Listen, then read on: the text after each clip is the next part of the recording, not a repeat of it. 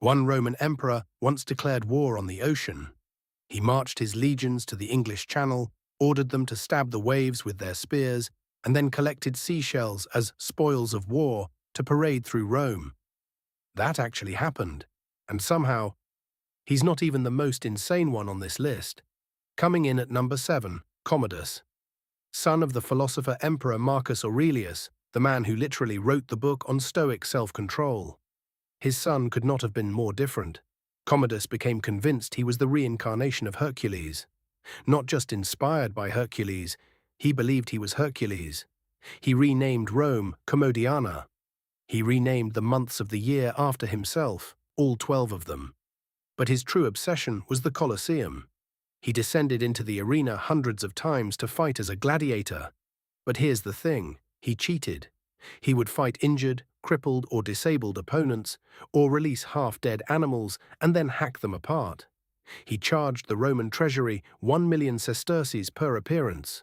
Rome was paying its own emperor to humiliate himself in public.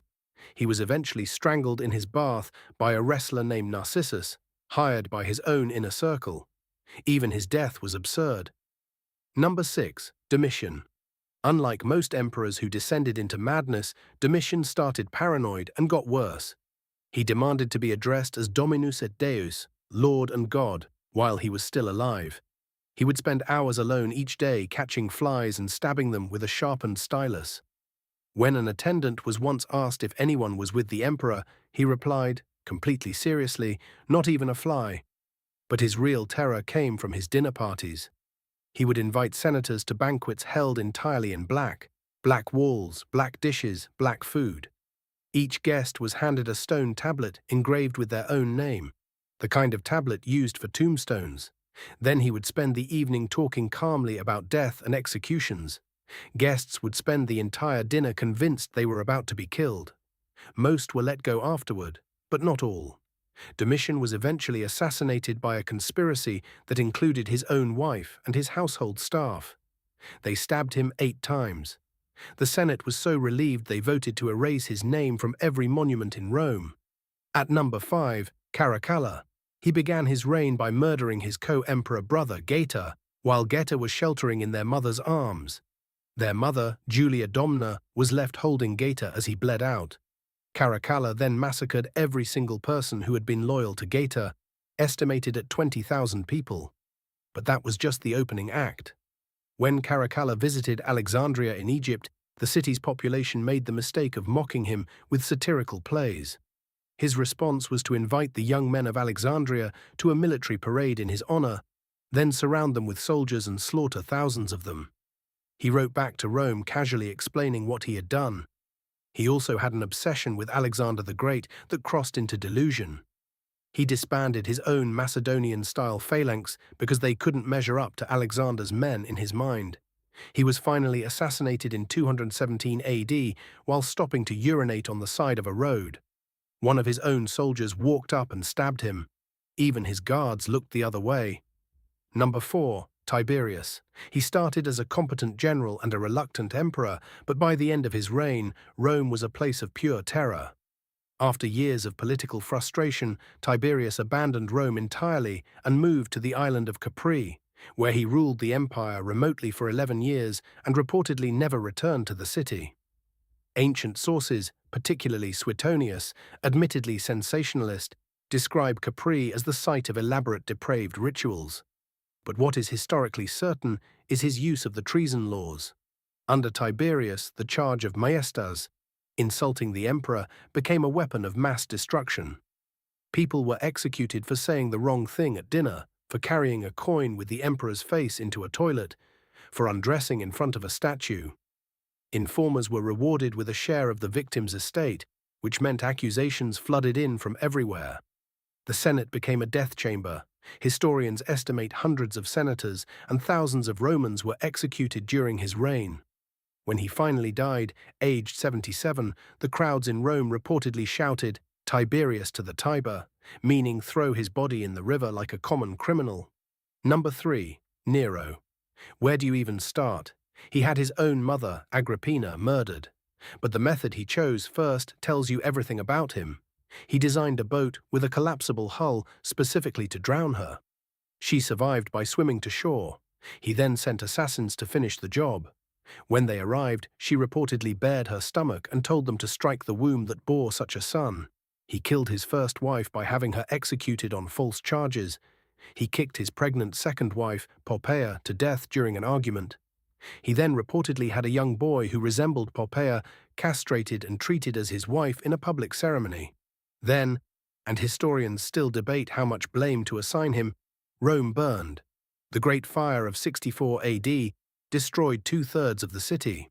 Rather than help, Nero allegedly used the cleared land to build his Domus Aurea, the Golden House, a palace so vast it included an artificial lake where the Colosseum now stands.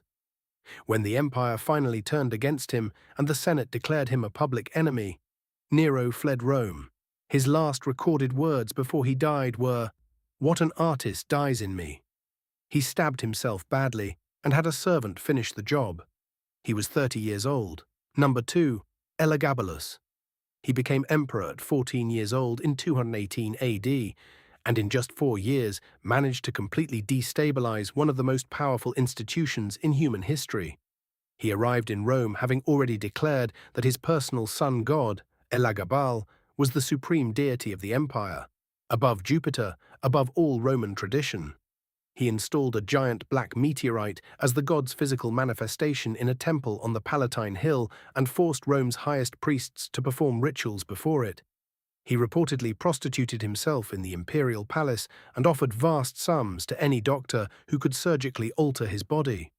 He made his chariot driver consul of Rome. He married a Vestal virgin, women who were legally required to remain celibate for 30 years under pain of death, and when asked why, said that their union would produce godlike children. He then divorced her and married a male athlete, referring to the man as his husband. He held banquets where guests were showered with so many rose petals from overhead nets that some reportedly suffocated. He was 14 when this started. He was 18 when the Praetorian Guard murdered him, threw his body into the Tiber, and handed power to his cousin. The Roman Senate collectively exhaled. And at number 1, Caligula, the man, the myth, the catastrophe. He started well, genuinely. Rome loved him when he took power in 37 AD. Then, a few months in, he fell severely ill. When he recovered, something had changed completely. He executed or exiled almost everyone close to him, including family members. He began appearing in public dressed as various gods, Jupiter, Neptune, even the goddess Venus, and demanding to be worshipped accordingly. Senators were reportedly made to run alongside his chariot in their togas for miles as entertainment. He made his horse, Incitatus, a consul of Rome. Not a joke appointment, the horse had a marble stable, a house, servants, furniture, and was invited to official dinners. Some historians think this was a deliberate insult to the Senate. Others think Caligula was simply that far gone. Then there was the ocean. He declared war on Neptune, god of the sea, marched 2 full legions to the English Channel, ordered them to attack the waves, and had them collect seashells, which he called the spoils of the ocean, to parade through Rome as war trophies. He built a floating bridge of boats across the Bay of Baiae, 2 miles long, and rode his horse across it wearing Alexander the Great's breastplate, just to spite a court astrologer who had told him he had no more chance of being emperor than of riding a horse across the Bay of Baiae. He was assassinated by his own Praetorian Guard after less than 4 years. They stabbed him 30 times. His wife and infant daughter were also killed. The Senate briefly considered restoring the Republic. Instead, they found his uncle Claudius hiding behind a curtain and made him emperor. Even Rome's solution to Caligula was unhinged. 7 emperors, 1 empire. Somehow it lasted another few centuries after all of this. Which one do you think was the most insane? Drop your answer in the comments below. And if you want more dark history that sounds made up but absolutely isn't, hit like and subscribe. We've got plenty more where that came from.